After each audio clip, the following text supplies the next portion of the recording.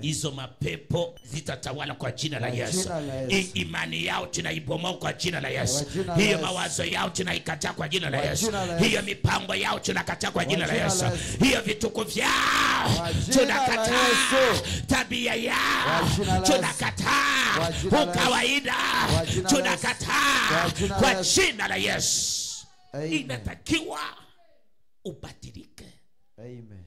Ule bwana alikuwa na cheo, alikuwa mfanikiwa. Huyu mtu akamweka mtu wake. Lakini aliposikia kweli Paulo ndio alimtafuta? Hapana. Kwa hiyo usipokuwa na roho hautatafuta. Wewe ndio utatafuta watu. Amen. Acha niende nitafuta watu, au wakuna pesa au wakuna chewi wakuja wa support.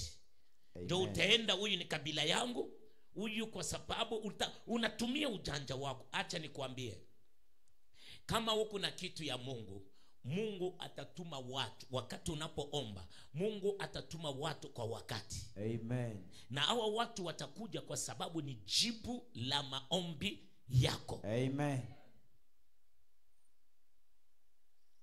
Huduma si yako.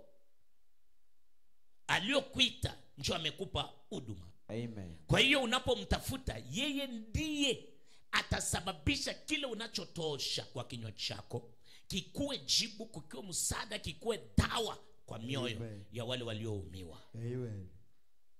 Na naamini usiku wa leo ya kwamba kuna kitu extra unachotoka nacho. Amen. Ya kwamba kuna ufunuo kubwa unayotoka nayo. Amen. Ya kwamba kuna jibu usiku wa leo unayotoka nayo. Amen. Ya kwamba kuna ujasiri unayotoka nayo. Amen. Ya kwamba kuna imani unayotoka nayo. Amen. Ya kwamba kuna ushindi unayotoka nayo. Amen. Sema amen. Amen. Sema amen. Amen. Sema nimepokea.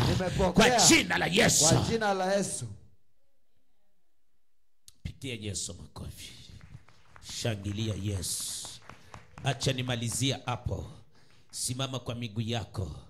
Shika sadaka yako. Acha nimalizia hapo. Acha nimalizia hapo.